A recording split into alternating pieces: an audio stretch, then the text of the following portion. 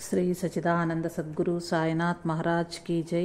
దైవంతో సహజీవనం స్వామి అద్భుతానంద. శ్రీరామకృష్ణులతో దక్షిణేశ్వరంలో. శ్రీరామకృష్ణుల మేనల్లుడైన హృదయ్ చాలా ఏళ్లపాటు ఆయనకు సేవ చేసిన తరువాత 1881 జూన్ నెలలో దక్షిణేశ్వరం విడిచి వెళ్ళాడు. రామచంద్ర దత్త వెంటనే లాటూను అతడి స్థానంలో గురుదేవులకు సేవ చేయమని పంపించాడు. 2 రోజుల తర్వాత రామచంద్ర దత్త దక్షిణేశ్వరం వచ్చినప్పుడు గురుదేవులు అతడితో, ఈ కుర్రవాడిని ఇక్కడే ఉండనివ్వు, ఇతడు ఎంతో పరిశుద్ధమైన వాడు అన్నారు. రామచంద్ర దత్త సంతోషంగా ఒప్పుకున్నాడు. దక్షిణేశ్వరంలో గురుదేవులకు నిరంతరం సేవ చేయటంతో పాటు ఆయన శిక్షణలో లాటు కఠినమైన ఆధ్యాత్మిక సాధనలతో కూడిన జీవనం ప్రారంభించాడు. గురుదేవుల పట్ల పరిపూర్ణ విధేయత కలిగి ఉండేలా అతడు తన జీవన విధానాన్ని మలుచుకున్నాడు. గురుదేవులకు సేవ చేయటంలోనూ తన ఆధ్యాత్మిక సాధనలోనూ లాటూకు గల రాజీ పడని రుజు ప్రవర్తనాన్ని, మనపూర్వక ఉత్సుకతను తెలియజేసే సంఘటనలు ఎన్నో ఉన్నాయి. గురుదేవులు ఒకసారి లాటూతో ఇలా అన్నారు: మద్యం, కామిని, కాంచనాల విషయంలో జాగ్రత్తగా ఉండు. ఇవి దేవుని గురించి అనుమానాలను కలిగించే అవరోధాలు. మత్తుమందు సేవించి ధ్యానం చేసేవాడు, శ్రీలోలుడైన యోగి, ఈ ఇద్దరు వంచకులు. తమను తామే మోసగించుకుంటారు. లాటూ తానే తర్వాత ఈ విధంగా చెప్పాడు: దక్షిణేశ్వరం నుండి ఒకరోజు రామచంద్ర దత్త గారింటికి వెళ్తున్నాను. కాశీపూర్ రహదారి కూడలి వద్ద ఒక సారాయి దుకాణం ఉంది. నేను ఆ త్రోవకుండా పోతుంటే ఎందుకో తెలియకుండానే నా మనసు కలత చెందసాగింది. నేను దక్షిణేశ్వరానికి తిరిగి వెళ్ళి గురుదేవులకి ఈ విషయం చెప్పినప్పుడు ఆయన సారాయి వాసన నీ మనసును వ్యాకులపరిచింది, ఇక మీదట దాని నుంచి దూరంగా ఉండు అన్నారు. గురుదేవుల ఆజ్ఞను లాటు అక్షరాలా పాటించాడు. ఒకరోజు రామచంద్ర దత్త గురుదేవులతో ఈ విషయం గురించి ఇలా చెప్పాడు: అయ్యా, మీరు లాటుకు ఏం చేయమని చెప్పారు? మీ సూచనను పాటించటం కోసం అతడు 8 మైళ్ళ దూరం చుట్టూ తిరిగి నడిచి కలకత్తాకు చేరుతున్నాడు. అసలు దూరం 4 మైళ్ళు. గురుదేవులు, నాకు అటువంటిదేమీ చెప్పినట్టు గుర్తులేదే అన్నారు.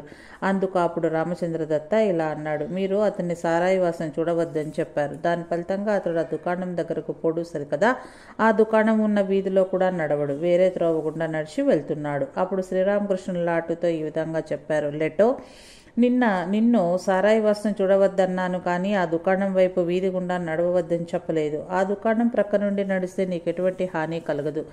తన దేహాన్ని చూపిస్తూ, దీన్ని గుర్తుకు తెచ్చుకో, నిన్ను ఎటువంటి మత్తుమందు కలత పెట్టలేదు. ఉదయాన్నే మొదట గురుదేవులను చూసి నమస్కరించకుండా లాటు ఏ పని చేయడు. ఒకరోజు ఏదో కారణం చేత నిద్ర లేవగానే గురుదేవులు కనపడకపోవటంతో లాటు మీరెక్కడ ఉన్నారు అని అరిచాడు. 1 నిమిషం, నేను వస్తున్నాను అని శ్రీరామకృష్ణులు జవాబిచ్చారు. గురుదేవులు వచ్చే వరకు లాటు చేతులలో కళ్ళు గట్టిగా మూసి పెట్టుకుని ఉన్నాడు. అప్పుడు చేతులను తీసి వంగి గురుదేవుల పాదాలకు నమస్కరించాడు. ఇంకొక రోజు ఉదయం గురుదేవులు ఎదురుగా కనపడక ఆయన్ను గదిలోకి తిరిగి రమ్మని మరలా పిలిచాడు.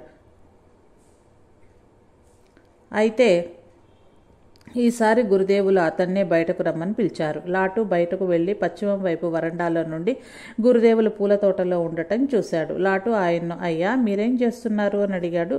గురుదేవులు, నిన్న ఒక భక్తుడు నీ కోసం ఒక చెప్పుల జతను తీసుకొచ్చాడు. వాటిలో నాకు ఒకటే కనిపించింది, రెండవ దాన్ని ఏదో నక్క ఎత్తుకుపోయి ఉంటుంది, దానికోసం వెతుకుతున్నాను అన్నారు. లాటు బాధాతప్త స్వరంతో, అయ్యా, మీరు ఇక్కడకు రండి, ఆ చెప్పు కోసం మీరు వెతకవద్దు అన్నాడు. అందుకు గురుదేవులు, ఆ భక్తుడు నిన్ననే ఆ చెప్పులను తెచ్చాడు, నువ్వు వాటిని ధరించలేకపోతే నాకు బాధగా ఉంటుంది అన్నారు. లాటు ఆదుర్దాగా, అయ్యా, దయచేసి ఆపండి, మీరు ఆ పని చేయటం నాకు శ్రేయస్కరం కాదు, ఈ రోజంతా నిరర్థకం అవుతుంది అన్నాడు. శిష్యుడు గురువుకు సేవ చేయాలి, దానికి వ్యతిరేకంగా జరగడం అసాధారణమే కాక శిష్యుడికి అశుభమని భావిస్తారు శ్రీరామకృష్ణులు. ఏ రోజు నిరర్థకమో నీకు తెలుసా? ఏ రోజు భగవంతుని నామాన్ని జపించమో ఆ రోజే నిరర్థకం అని సమాధానమిచ్చారు. ఏ రోజు భగవంతుని నామాన్ని జపించమో ఆ రోజే నిరర్థకం అని సమాధానమిచ్చారు. లాటు ఎటువంటి విద్యాభ్యాసం పొందలేదు కనుక అతడు కొంత ప్రాథమిక విద్య నేర్చుకోవటం అవసరమని గురుదేవులు భావించారు. అందుకోసం ఆయనే అతడికి బెంగాలీ అక్షరాలు నేర్పడం ప్రారంభించారు. మొదట కొన్ని అక్షరాలను అతడికి చూపి వాటి ఉచ్చారణను జాగ్రత్తగా పలికి వినిపించి అతన్ని పలకమన్నారు. అయితే బీహార్ నుంచి వచ్చిన లాటు ఉచ్చారణ బెంగాలీలతో పోలిస్తే ఎంతో వ్యత్యాసంగా ఉంటుంది. శ్రీరామకృష్ణులు వినోదంగా అతన్ని అనేక సార్లు సరిదిద్దిన ఫలితం లేకపోయింది. ఇద్దరూ నవ్వటం మొదలు పెట్టడంతో ఆ రోజుకు పాఠం ముగిసేది. ఈ ప్రయోగం 3 రోజులు కొనసాగిన తరువాత శ్రీరామకృష్ణులు విసుగు చెంది, ఇకపై నీకు ఎటువంటి పుస్తక విద్య అబ్బదు అన్నారు. ఆ విధంగా లాటు విద్యాభ్యాసం ముగిసింది. భగవంతుని చేర్చే వేర్వేరు మార్గాలను సమన్వయం చేయాలని శ్రీరామకృష్ణులు ఎప్పుడూ నొక్కి చెప్పేవారు. ఒకసారి శిష్యులతో ఆయన ఈ విధంగా చెప్పారు: ఏకపక్షంగా ఉండకండి. అనేక వాయిద్యాలు కలిసిన సర్వసమ్మేళనం వంటి మనస్తత్వాన్ని మనం దేవుని పట్ల కలిగి ఉండాలి. అది అనేక వంటకాల విందు భోజనం. శ్రీరామకృష్ణులు ఈ ఆదర్శాన్ని శిష్యులలో పెంపొందించటానికి ఎంతగానో కష్టపడేవారు. జ్ఞాన, భక్తి, నిష్కామ కర్మ, ధ్యాన యోగాలనే 4 ద్వారా ఆయన వారిని తీసుకుని పోయారు. అదే సమయంలో ఏ శిష్యుడి మనస్తత్వానికి ఏ యోగం సరిపోతుందో దాన్ని ప్రత్యేకంగా ఎంచుకొని ఆ శిష్యుడి ఆధ్యాత్మిక శక్తిని మేల్కొల్పటానికి ఆ మార్గంలో వెళ్ళమనేవారు. లాటు మనస్తత్వం ఉద్వేగభరితమని శ్రీరామకృష్ణులకు తెలుసు. అందువల్ల ఆయన అతన్ని భజనలో పాల్గొనమని ప్రోత్సహించేవారు. ఈ క్రింది సంఘటనను రామ్లాల్ వివరించాడు. ఒకరోజు కొన్నాగరు నుండి కొందరు భక్తులు దక్షిణేశ్వరం వచ్చి గురుదేవుల సమక్షంలో భజన చేయసాగారు. గురుదేవులు లాటు కూడా గొంతు కలిపారు. లాటు ఆ విధమైన బృందంతో కలిసి పాడగా చూడటం నాకు అదే మొదటిసారి. అతడు ఒక మూల కూర్చుని ఉన్నాడు. అయితే గురుదేవులు పిలవగానే ముందుకు వచ్చి కొద్దిసేపటిలోనే నృత్యం చేయనారంభించాడు. కొద్దిసేపటికి అతడు అలసిపోయి నేలపైన పడుకున్నాడు. గురుదేవులు ఇది చూచి నేలపై పడి ఉన్న అతని చుట్టూ నాట్యం చేస్తూ రామనామం పాడసాగారు. ఆ విధంగా అత్యంత మధురంగా గురుదేవులు రామనామాన్ని పాడటం అంతకు మునుపు నేనెన్నడూ వినలేదు. కొన్నాగరు నుండి వచ్చిన భక్తులలో ఒకరు భజనానందంలో మునిగిపోయి ఎంతో ఉద్వేగంతో గురుదేవుల పాదాల వద్ద మోకరిల్లాడు. లాటు ఎల్లప్పుడూ గురుదేవులకు సేవ చేయాలనే ఆతృతతో ఉండేవాడు. గురుదేవులు తమ గదిలో ఉంచటానికి చైతన్య మహాప్రభు చిత్రపటం ఒకటి కోరారన్న విషయం అతడికి ఒకనాడు తెలిసింది. మరుసటి రోజు అతడు కలకత్తాలోని రామచంద్ర దత్తా ఇంటికి వెళ్ళి ఆ పటాన్ని తీసుకొచ్చాడు. గురుదేవులు తమ గదిలో ఆ కొత్త పటాన్ని చూసి, దీనిని నువ్వు అడిగినందుకు రామ్ ఏమైనా అనుకున్నాడా? దీన్ని నా కోసమని అడిగావా అని ప్రశ్నించాడు. లేదు, నేను మీ పేరు ఎత్తలేదు. చైతన్య మహాప్రభు చిత్తరువు కావాలని మాత్రమే అడిగాను అని లాటు సమాధానం ఇచ్చాడు. గురుదేవులు అలాగా, మరి ఆయనేమన్నాడు అన్నారు. నన్ను అమ్మగారి రామచంద్రదత్త భార్య వద్దకు వెళ్ళి అడగమన్నారు అని లాటు చెప్పాడు. గురుదేవులు మంచిది, నువ్వెప్పుడు నా పేరు మీద ఏ వస్తువు అడగరాదు అని చెప్పారు. శాస్త్ర ప్రకారం యోగులు కానుకలు పొందటం మంచిది కాదు. ఆ విధంగా తీసుకోకుండా ఉండటం వల్ల అతడు ఇచ్చిన వారికి లోబడి ఉండవలసిన అవసరం ఉండదు. అంతేకాక వారికి తిరిగి ఉపకారం చేయవలసిన అవసరం కూడా ఉండదు. ఒకరోజు రాత్రి లాటు గురుదేవులకు విసురుతున్నాడు. రోజంతా కష్టపడి పనిచేయటంతో అతడికి నిద్రమత్తుగా ఉంది. అయితే అతడు గురుదేవుల సేవకు ఎటువంటి లోపం రానివ్వలేదు. దీనిని చూసి గురుదేవులు కొంత హాస్యంగాను కొంత గంభీరంగాను, లెటో, భగవంతుడు నిద్రిస్తాడో లేదో నువ్వు చెప్పగలవా అని అడిగారు. ఆ ప్రశ్నకు ఆశ్చర్యపోయి లాటు తనకు తెలియదని చెప్పాడు. అప్పుడు మరింత గంభీరంగా గురుదేవులు ఇలా చెప్పారు: ప్రపంచంలో అందరూ నిద్రిస్తారు, కానీ దేవుడు నిద్రించడు. దేవుడు నిద్రిస్తే ప్రపంచం అంధకారంలో మునిగిపోయి అంతమవుతుంది. దేవుడు తప్పనిసరిగా మేల్కొని ఉండి రేయింబవళ్ళు తన జీవులను రక్షించాలి. అప్పుడే వారు నిర్భయంగా నిద్రించగలుగుతారు. లాటు విస్మయంతో, అంటే జీవులు నిద్రిస్తుంటే దేవుడు వారిని రక్షిస్తున్నాడా? అంటే వారు తమ సృష్టికర్త చేత సేవ చేయించుకుంటున్నారా అని అడిగాడు. గురుదేవులు అవును, ఆయన తన సృష్టిని నిద్రపుచ్చి తాను మేల్కొని వారికి కాపలా ఉంటాడు అని చెప్పారు. ఆధ్యాత్మిక జీవితానికి లాటు అనుసరించిన సూటి అయిన రాజీ లేని పద్ధతిని ఒక సంఘటన ప్రత్యేకంగా తెలియజేస్తుంది. దక్షిణేశ్వరంలో ఒకరోజు సాయం సంధ్య వేళ లాటు ఆదమరిచి నిద్రపోతున్నాడు. శ్రీరామకృష్ణుల శిష్యుడు నిద్రించడం గమనించి అతను నిద్ర లేపడమే కాక తీవ్రంగా మందలించారు. నువ్వు సాయంత్రం వేళ నిద్రపోతే ఇంకెప్పుడు ధ్యానం చేస్తావు? రాత్రి ఎప్పుడు గడిచిందో తెలియనంత తీవ్రతతో నువ్వు ధ్యానం చేయాలి. అలాంటిది ఈ శుభ సమయంలో నీ కనురెప్పలు బరువుగా మూతలు పడుతున్నాయి. నువ్వు ఇక్కడకు వచ్చి నిద్రపోవడానికేనా? అది చాలు. గురుదేవులు చీవాట్లు లాటు మనస్సులో ఒక కల్లోలాన్ని రేపాయి. అతడి మాటల్లోనే గురుదేవుల మాటలు విని ఎంత దుఃఖం కలిగిందో మాటల్లో చెప్పలేను.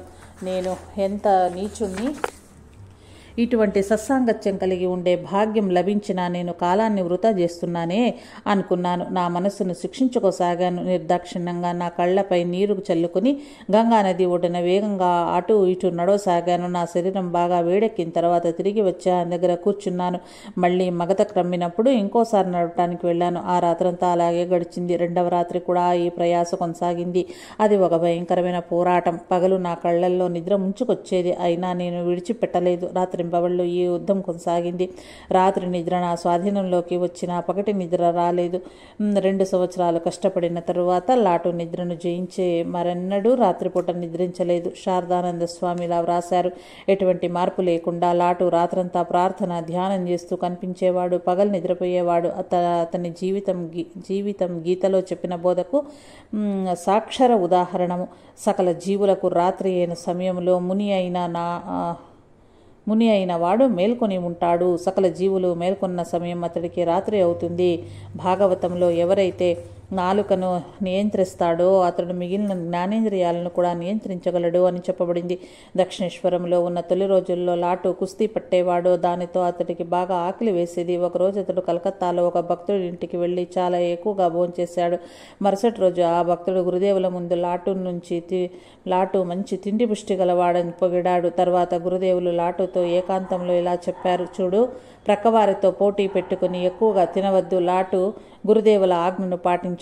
క్రమంగా అతడు భోజనాన్ని తగ్గింపజేసి చివరకు చిక్కిపోసాగాడు. గురుదేవులు ఇది చూచి లాటుతో ఇలా చెప్పారు. చూడు, నువ్వు ఇంకో అంచుకు పోతున్నావు. నీ శరీరం మంచి స్థితిలో ఉండేందుకు సరిపడా భోజనం చెయ్యి. అలా కాక నువ్వు మరీ తక్కువ ఆహారం తీసుకుంటే ధ్యానం చేసే సమయంలో మనస్సును ఏకాగ్రం చేయలేవు. ఆధ్యాత్మిక జీవితానికి బ్రహ్మచర్యం అనివార్యం. శ్రీరామకృష్ణుడు శిష్యులతో ఇలా చెప్పారు. ఒక మనిషి ఎప్పుడైతే తన లైంగిక శక్తిని బదిలపరుచుకుంటాడో అప్పుడు పాదరసం పూసిన అద్దం ఖచ్చితమైన ప్రతిబింబాన్ని చూపినట్టు అతడి బుద్ధి పరబ్రహ్మపు ప్రతిరూపాన్ని స్వచ్ఛంగా ప్రతిబింబిస్తుంది. ఎవరైతే ఆ పరబ్రహ్మము ప్రతిరూపాన్ని తన హృదయంలో ఉంచుకుంటాడో అతడు సర్వాన్ని సాధించగలుగుతాడు. అతడు ఏ పనిని చేపట్టినా అందులో అద్భుతమైన విజయాన్ని సాధిస్తాడు. శ్రీరామకృష్ణులు తమ గృహస్థ భక్తులకు ఆత్మ నిగ్రహంతో సాధారణ సంసార జీవితం గడపమని సలహా ఇచ్చేవారు. కానీ సన్యాసం తీసుకోవాలని కోరుకునే వారిని మాత్రం స్త్రీలతో జాగ్రత్తగా వ్యవహరించమని హెచ్చరించేవారు. ఆయన లాటుతో ఇలా చెప్పారు. నువ్వు దేవుణ్ణి చూడదలుచుకుంటే తప్పనిసరిగా బ్రహ్మచారివే ఉండాలి. బ్రహ్మచర్యాన్ని పాటించకుండా దేవునిపై నిశ్చలంగా మనసును ఏకాగ్రం చేయటం కుదరదు. బ్రహ్మచర్యం నుంచి మేధాపరమైన దృఢ నిశ్చయం, దానితో పరబ్రహ్మశక్తి యందు విశ్వాసం కలుగుతవి. ఈ విధంగా విశ్వాసం లేకుండా ఎవరు పరబ్రహ్మంలో జీవిస్తున్నా భావన పొందలేరు. రాత్రింబవళ్ళు జపధ్యానాలను సాధన చెయ్యి. కామిని కాంచనాల బంధాలను తెంచుకోవటానికి ఇదే పద్ధతి. శ్రీరామకృష్ణులు ఎంతో పొదుపరి తమ శిష్యుల దుబారతనాన్ని ఎంత మాత్రం అంగీకరించేవారు కాదు. ఈ విషయాన్ని లాటు ఇలా జ్ఞాపకం చేసుకున్నాడు. ఒకసారి దక్షిణేశ్వరంలో గురుదేవులు ఒక భక్తుడిని తమ గదిలో నుంచి నూనె దీపం వెలిగించమని అడిగారు. ఆ భక్తుడు 4 అగ్గిపుల్లలు వాడి కూడా దీపాన్ని వెలిగించలేకపోయాడు. అప్పుడు గురుదేవులు మంచం దిగి తానే వెలిగించారు. ఆయన ఆ భక్తుడితో, ఏమయ్యా, గృహస్థులు కష్టపడి సంపాదించిన దానిని, దాచిన డబ్బును సన్యాసులకు ఇస్తారు. దానిని దుర్వినియోగం చేయటం సమంజసమేనా అన్నారు. మరొక రోజు ఆయన త్రాగే హుక్కాను వెలిగించటానికి నేను అగ్గిపులను ఉపయోగించబోయాను. ఆయన నన్ను వంటగదికి పో, అక్కడ వెలిగించుకుని రా అని మందలించారు. చిన్న చిన్న విషయాల ద్వారా శ్రీరామకృష్ణులు శిష్యులకు శిక్షణ ఇవ్వటం ఆశ్చర్యాన్ని కలిగిస్తుంది.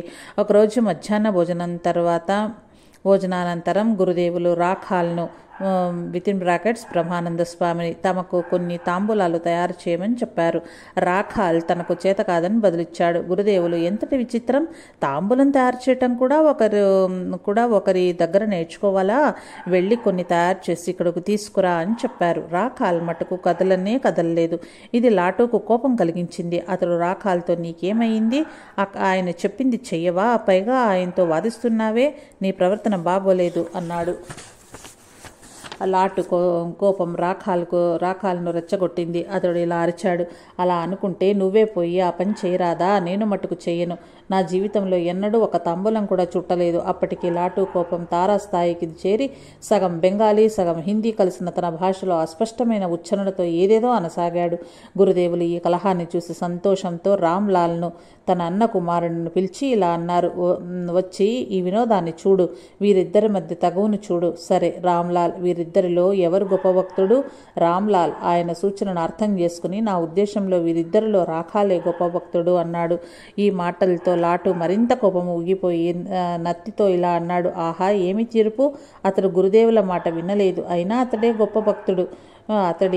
అతడే గొప్ప భక్తుడు. లాటు కోపాన్ని చూచి గురుదేవులు నవ్వి, నువ్వు చెప్పింది నిజమే రామ్లాల్, రాఖాల్ భక్తియే గొప్పది. చూడు అతడు ఎంత సులభంగా నవ్వుతూ మాట్లాడుతున్నాడో అని లాటును చూపుతూ, అతడు ఎంత కోపంగా ఉన్నాడో చూడు. నిజమైన భక్తుడు దేవుని ఎదుట కోపాన్ని ప్రదర్శించగలడా? కోపం రాక్షస లక్షణం. కోపం ఉంటే అక్కడి నుంచి భక్తి ప్రేమలు పారిపోతవి అన్నారు. లాటు నోటమట రాలేదు. అతడు సిగ్గుతోనూ బాధతోనూ కన్నీరు పెట్టుకున్నాడు. గురుదేవులతో, నేను ఇకపై మీ ముందెన్నటికీ కోపం ప్రదర్శించను, దయచేసి నన్ను క్షమించండి అన్నాడు. మతం అంటే దైవానుభూతిని పొందటం. సాధారణమైన బోధకులు మతాన్ని బోధిస్తారు. అయితే బుద్ధుడు, క్రీస్తు, శ్రీరామకృష్ణులు వంటి బోధకులు మతాన్ని ఇవ్వగలరు కూడా. గురుదేవులు ఏ విధంగా ఒకనాడు లాటులోని ఆధ్యాత్మిక చైతన్యాన్ని ఎలా మేల్కొల్పారో కొన్ని సంవత్సరాల తర్వాత బ్రహ్మానంద స్వామిలా వివరించారు. గురుదేవుల ఆదేశం ప్రకారం ఒక ప్రత్యేకమైన రోజున ధ్యానం చేయటం కోసం లాటు మమ్మల్ని ఉదయాన్నే నిద్రలేపాడు. అప్పటికి ఇంకా సూర్యోదయం కాలేదు. త్వరగా స్నానం చేసి మేము జపం చేయటానికి కూర్చున్నాము. గురుదేవులు మాతో భగవంతుని నామాన్ని భక్తితో జపిస్తూ, ఈరోజు అందులో లోతుగా మునిగిపోండి అని చెప్పారు. మేలుకో ఓ మాతా కుండలిని మేలుకో అని పాడుతూ మన చుట్టూ తిరగసాగారు. మేము జపం చేస్తుంటే ఆయన తన పాటను కొనసాగించారు. ఉన్నట్టుండి నా శరీరం మొత్తం కారణమేమీ లేకుండా తీవ్రంగా ఊగిపోయింది. అదే సమయంలో లాటు ఒక కేక పెట్టాడు. లాటు భుజాలపై తన చేతుల్లో ఉంచి పట్టుకుని గురుదేవులు లేవకు, అక్కడే ఉండు అన్నారు. లాటు అమితమైన బాధపడుతున్నట్లు నేను గమనించాను. అయినా గురుదేవులు అతన్ని లేవనివ్వలేదు. కొద్దిసేపటికి లాటు బాహ్యస్పృహ కోల్పోయి ఉండటం నేను చూశాను. గురుదేవులు అదే పాటను ఇంకా పాడుతూ గంటకు పైగా కొనసాగించారు. ఈ విధంగా పాటల ద్వారా కూడా ఆయన మాలో ఆధ్యాత్మిక శక్తిని ప్రసరింపచేసేవారు. శ్రీరామకృష్ణులకు ఆయన శిష్యుల స్వభావాలు పూర్తిగా తెలుసు. ఆయన వారిని దక్షిణేశ్వర ఆలయంలోని వేర్వేరు దేవాలయాలకు గాని ప్రదేశాలకు గాని పంపి అక్కడ ధ్యానం చేయమనేవారు. రామ్లాల్ ఈ క్రింది వృత్తాంతాన్ని తెలిపాడు. ఒకరోజు మిట్ట మధ్యాహ్నం గురుదేవులు లాటును ఒక శివాలయానికి వెళ్లి ధ్యానం చేయమన్నారు. మధ్యాహ్నం దాటి చాలాసేపు అయినా లాటు కనిపించక గురుదేవులు అతన్ని వెతకటానికి నన్ను పంపించారు. నేను గుడిలోకి వెళ్లి చూడగా లాటు నిశ్చలంగా గాఢమైన ధ్యానంలో చెమటలతో పూర్తిగా తడిసిపోయి ఉన్నాడు. నేను ఈ విషయాన్ని గురుదేవులతో చెప్పినప్పుడు ఆయన ఒక విసనకర్ర పుచ్చుకుని ఆ గుడికి వెళ్లారు. నన్ను ఒక గ్లాసులో నీరు తెమ్మన్నారు. నేను తిరిగి గుడిలోనికి ప్రవేశించేసరికి గురుదేవులు లాటుకు విసనకర్రతో వీస్తూ కనిపించారు. లాటు వణకన ఆరంభించాడు. గురుదేవులు, నాయనా, ఇది సాయం సంధ్య సమయం, నువ్వు ఎప్పుడు దీపాలను సరిచేసి వెలిగిస్తావు అన్నారు. గురుదేవుల కంఠస్వరం విని లాటు క్రమంగా చైతన్యాన్ని పొందాడు. అతడు కళ్ళు తెరిచి ఎదురుగా ఉన్న గురుదేవులను చూచి కలవరపడ్డాడు. నీకు బాగా చెమట పట్టింది, కొద్దిసేపు కూర్చొని ఆ తర్వాత లే అని గురుదేవులు అన్నారు. ఈ సమయంలో లాటుకు ఏం జరుగుతుందో అర్థమైంది. అతడు, మీరేం చేస్తున్నారండి? ఇది నాకు అగౌరవం కదా, నేను మీకు సేవ చెయ్యాలి అన్నాడు.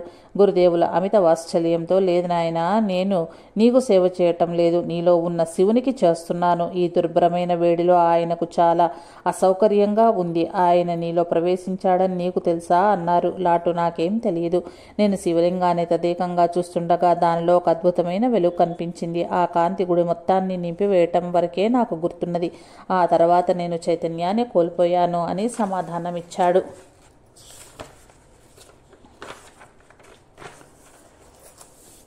శ్రీరామకృష్ణులు ధ్యానంలో పురోగతిని సాధించిన వ్యక్తి లక్షణాలను ఈ విధంగా వర్ణించేవారు. పక్షులు అతన్ని ఒక జడపదార్థంగా భావించి తలపై కూర్చుంటాయి. శరీరంపై పాములు పాకినా అతడికి తెలియదు. కళ్ళు మూసినా, తెరిచినా, మాట్లాడుతున్నా, నడుస్తున్నా, ఏ పని చేస్తున్నా కూడా అన్ని సమయాల్లోనూ అతడి ధ్యానం నిరంతరాయంగా కొనసాగుతూనే ఉంటుంది.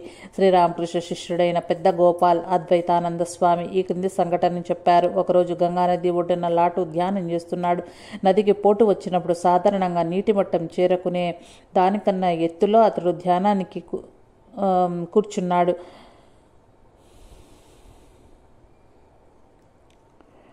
అయితే ఆ రోజు నీరు అసాధారణంగా పోటెత్తి అతడు కూర్చున్న స్థాయికి చేరి ఇంకా పెరగసాగింది. ధ్యానంలో నీలమై ఉన్న లాటుకు నీరు తన శరీరానికి తగులుతున్న విషయం తెలియలేదు. నేను ఆదుర్దాతో ఈ విషయాన్ని గురుదేవులకు చెప్పాను.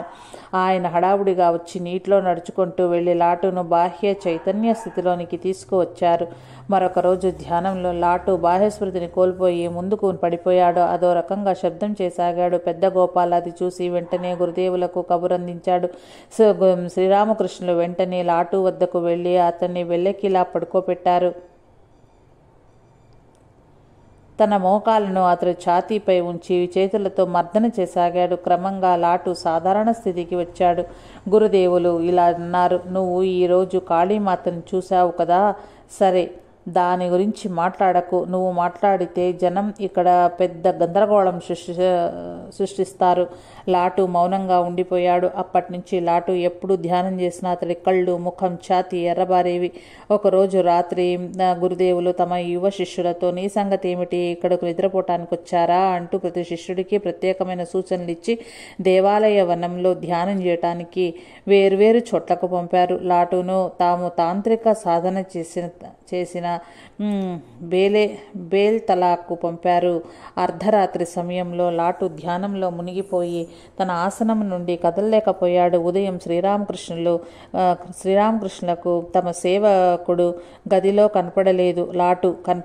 అతన్ని చూడటానికి బేల్తలా వెళ్లారు. అక్కడ లాటు ధ్యానం చేస్తుంటే అతడికి 2 కుక్కలు కాపలా కాయటం ఆయన చూశారు. నెమ్మదిగా లాటుకు బాహ్యస్మృతి కలిగి ఎదురుగా ఉన్న గురుదేవులను చూసి ఆయన పాదాలకు నమస్కరించాడు. గదికి తిరిగి వస్తూ గురుదేవులు లాటుతో, 2 భైరవులు కుక్కల రూపంలో నీకు కాపలా కాయటం చూశాను. నువ్వు చాలా అదృష్టవంతుడివి. జగన్మాత ఆ శక్తులను నిన్ను రక్షించటానికి పంపించింది. ఒకరోజు సాయంత్రం లాటు గుడిలో తాను ధ్యానం చేయలేకపోతున్నానని భావించి నిరుత్సాహంతో గురుదేవుల గదికి తిరిగి వచ్చాడు. గురుదేవులు, ఇంత త్వరగా వచ్చేసావెందుకు అని అడిగాడు. లాటు, నా మనసుకు జపం మీద ఏకాగ్రం చేయలేకపోయాను అన్నాడు. గురుదేవులు, ఎందుకు, ఏమైంది అని అడిగారు. లాటు, ఏమో నాకు తెలియదు అంటూ ఇలా అన్నాడు. సాధారణంగా నేను జపధ్యానాలకు కూర్చున్నప్పుడు ఏదో ఒకటి కనిపించి నా మనసు ఏకాగ్రం అయ్యేది. ఈరోజు ఏమీ కనపడలేదు. ఏకాగ్రం చేయటానికి ఎంతో కష్టపడ్డాను, అయినా కుదరలేదు. ఇంకా ఇలా చెప్పాడు. కాకపోతే గుడికి వెళ్లే దారిలో అమ్మ కనిపించి ఒక వరం కోరుకోమని అడిగితే ఏం కోరాలి అని ఆలోచన నాకు కలిగింది. వెంటనే గురుదేవులు ఇలా చెప్పారు, ఇదే వచ్చిన కష్టం. మనసు నిండా కోరికలతో జపం చేయటం సాధ్యమవుతుందా?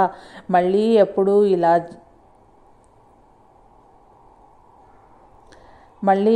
ఇలా జరగనిస్తానని ఒత్తిడి చేస్తే ఆమె పట్ల భక్తిని మాత్రమే కోరు.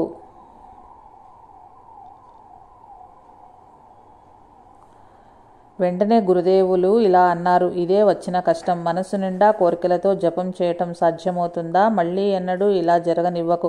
ధ్యానానికి కూర్చున్నప్పుడు ఏమీ కోరకూడదు. అమ్మ ఏమైనా ఇస్తానని ఒత్తిడి చేస్తే ఆమె పట్ల భక్తిని మాత్రమే కోరు. సంపదలు, అధికారం, ఇంద్రియ సుఖాలు మొదలైన వాటిని ఎన్నటికీ కోరవద్దు. దాదాపు 6 సంవత్సరాలకు పైగా గురుదేవులతో కలిసి జీవించి సేవ చేసే అవకాశం కలగటం లాటుకు తగ్గిన మహద్భాగ్యం. శ్రీరామకృష్ణులు అతడికి రకరకాల ఆధ్యాత్మిక సాధనలు నేర్పారు. ఒకరోజు లాటు గురుదేవుల కాళ్ళు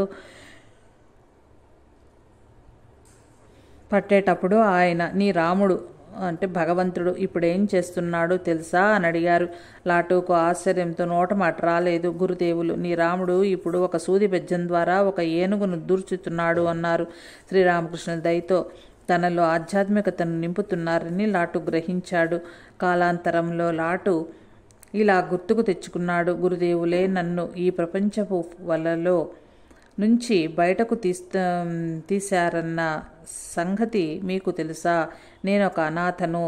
ఆయన తన ప్రేమావాత్సల్యంతో నన్ను ముంచెత్తుతారు.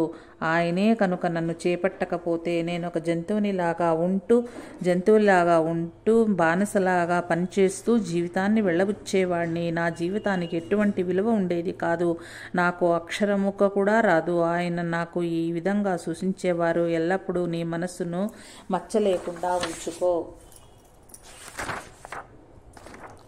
దురాలోచనలు అందులో ఏమాత్రం ప్రవేశించకుండా చూచుకో.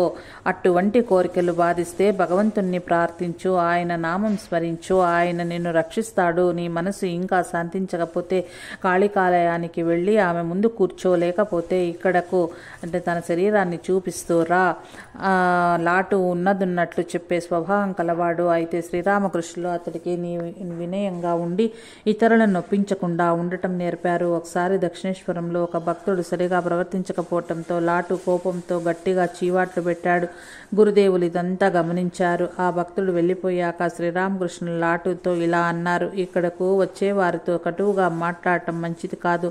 వాళ్ళు సంసారంలోని సమస్యలతో నలిగిపోయి ఉంటారు. వారు ఇక్కడకు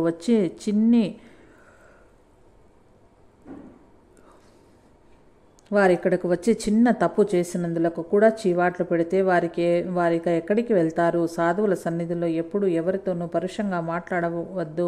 ఇతరులకు బాధ కలిగించేది ఏదీ పలకవద్దు. రేపే అతడి వద్దకు వెళ్ళి ఈరోజు నువ్వన్న మాటలను మర్చిపోమ్మని క్షమాపణ కోరు. దీంతో లాటు గర్వం అణిగిపోయింది. మరుసటి రోజు ఆ భక్తుడి వద్దకు వెళ్ళాడు. అతడితో కాసేపు తీయగా మాట్లాడాడు. లాటు తిరిగి వచ్చినప్పుడు గురుదేవులు అతన్ని ఆయనకు నా నమస్కారాలు అర్పించావా అని అడిగారు. లాటు ఆశ్చర్యపోయి లేదన్నాడు. గురుదేవులు అప్పుడు వెళ్ళి ఆయనకు నా నమస్కారాలు తెలిపిరా అన్నాడు. లాటు మరలా వెళ్ళి ఆ భక్తునికి గురుదేవుల నమస్కారాలు తెలిపాడు. దీంతో ఆ భక్తుడి కళ్ళల్లో నీళ్లు తిరిగాయి. అతడు ఏడవటం చూసి లాటు చలించిపోయాడు. అతడు తిరిగి వచ్చినప్పుడు గురుదేవులు ఇప్పుడు నీ తప్పు క్షమించబడింది అన్నారు.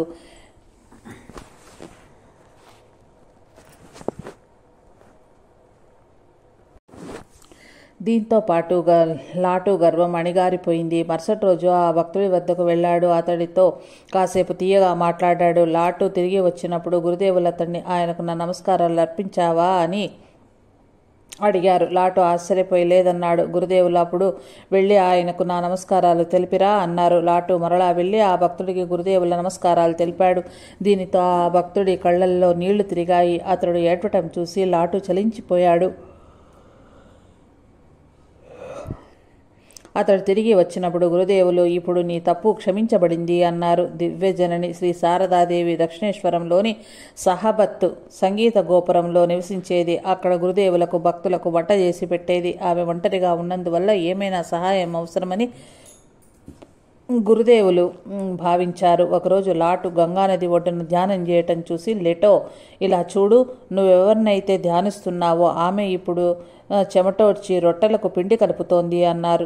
గురుదేవులు తాను జగన్మాత కాళీకి ప్రతిరూపంగా భావించే శారదాదేవి గురించి చెబుతున్నారు. లాటు అప్పుడు ధ్యానిస్తోంది కాళీమాతనే. ఆయన లాటును తనతో పాటు సహబత్తుకు తీసుకుపోయి శారదాదేవితో ఇలా అన్నారు: ఈ కుర్రవాడు పరిశుద్ధుడు. ఇతడు పిండి కలిపి రొట్టెలు తయారు చేసి పెడతాడు. నీకేదైనా సహాయం కావాల్సి వస్తే ఇతన్ని అడుగు. ఆ విధంగా లాటు శారదాదేవి ఇంట్లో ఒకడయ్యాడు. శ్రీరామకృష్ణులతో జీవించడం ఒక గొప్ప వినోదం. ఆయన తన శిష్యులకు ఆధ్యాత్మిక మార్గదర్శకుడే కాక వారితో కలిసి వనభోజనాలు చేయటం, నాటకాలకు వెళ్ళటం, వారి అల్లరి పాటలను చూడటం ఇలాంటివన్నీ చేసేవాడు. శ్రీరామకృష్ణ కథామృతంలో ఇలా వర్ణించారు. భక్తులు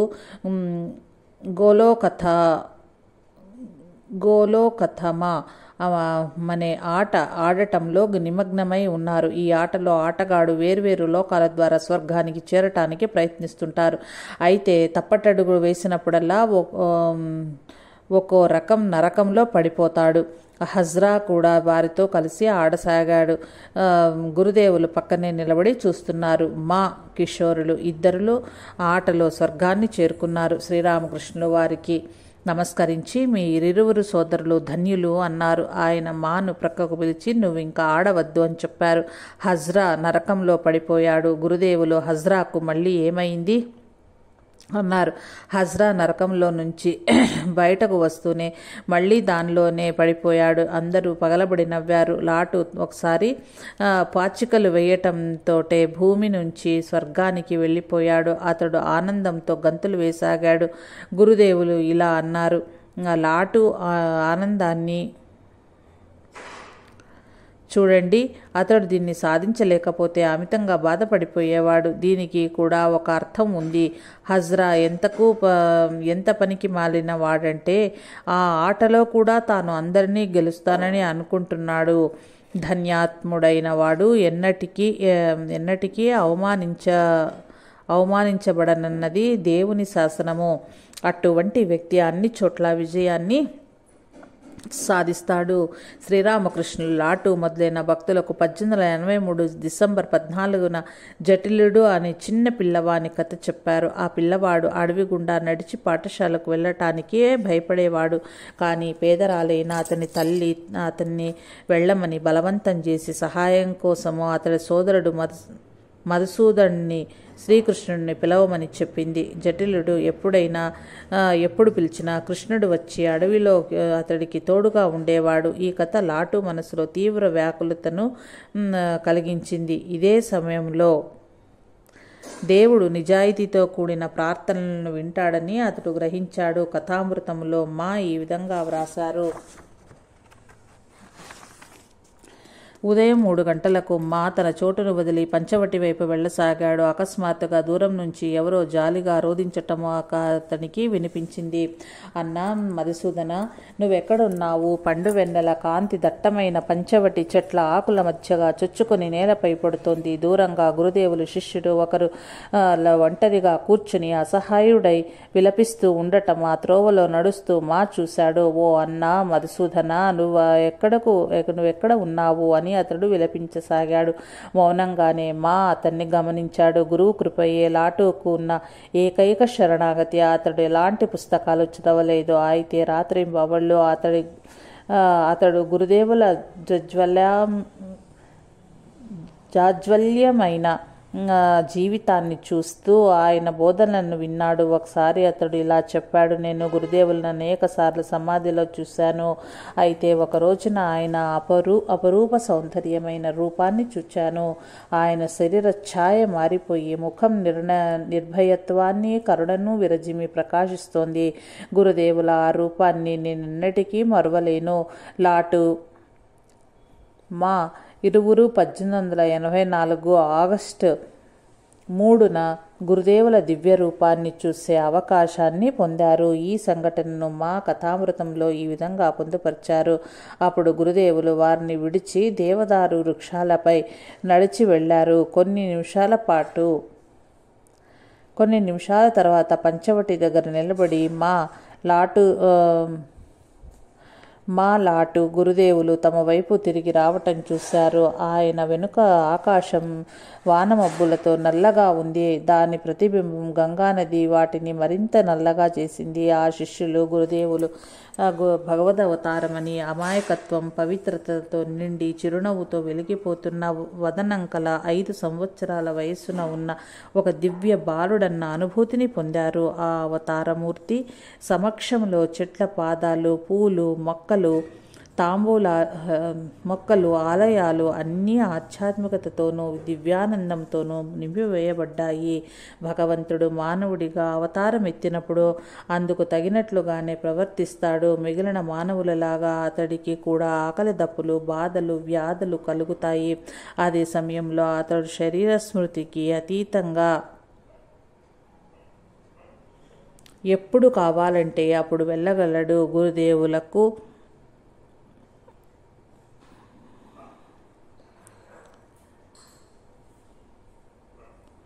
గురుదేవులకు దక్షిణేశ్వరంలో ఒక ప్రమాదం సంభవించి ఆయన చెయ్యి విరిగింది. లాటు రెయ్యింబవళ్ళు గురుదేవులకు సేవ చేశాడు. భక్తులు శ్రీరామకృష్ణులు చూడటానికి వచ్చినప్పుడు ఆయన హాస్యానికి వారితో, చూడండి రామచంద్రదత్త నేనొక భగవద్ అవతారమని అంటున్నాడు, మీరేమంటారు? అవతార పురుషుడి చెయ్యి విరిగిందని మీరెక్కడైనా విన్నారా? లాటు ఈ సంఘటనను కాలాంతరంలో ఇలా జ్ఞాపకం చేసుకున్నాడు.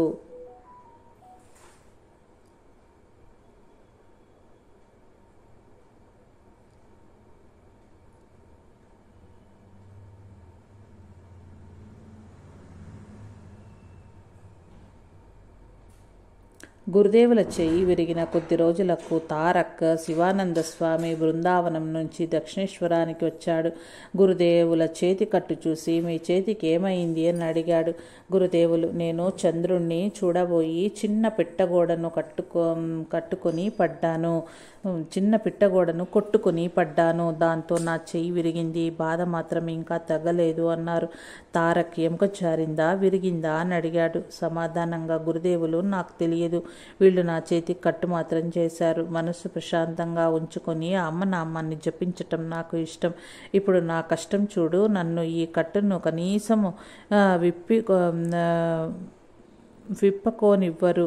ఈ బాధాకర పరిస్థితుల్లో అమ్మను ప్రార్థించటం కుదురుతుందా? కొన్నిసార్లు ఈ కట్టును చూసి ఏమిటి తలనొప్పి, వ్యవహారమంతా అనుకుంటున్నాను. ఈ కట్లు తెంచుకొని దైవంలో లీనమవ్వాలనుకుంటున్నాను. మళ్ళీ లేదు, ఇది కూడా భగవంతుని లీలే కదా అని భావిస్తున్నాను. దీనిలో కూడా కొంత ఆనందం ఉన్నది అన్నారు. తారక్ గురుదేవులతో, సంకల్ప మాత్రం చేత మీరు మీ చేతి గాయాన్ని నయం చేసుకోగలరు అన్నాడు. ఏమిటి? నేను కోరుకున్నంతలోనే ఇది నయమవుతుందా అంటూ గురుదేవులు ఆశ్చర్యాన్ని ప్రకటించారు. ఆయన ఒక క్షణం ఆలోచించి ఇలా అన్నారు, కాదు, ఈ గాయంతో బాధపడటమే మంచిది. ఇక్కడ కోరికలతో వచ్చేవారు నా పరిస్థితిని చూచి వెళ్ళిపోతారు.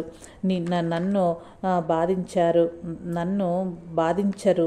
అమ్మా, నువ్వు చాలా తెలివైన చిట్కా వేశావు. ఇలా అంటూ ఆయన పాడటం ప్రారంభించే కొద్దిసేపట్లోనే సమాధి స్థితిలోనికి వెళ్ళిపోయారు. జై రామకృష్ణ.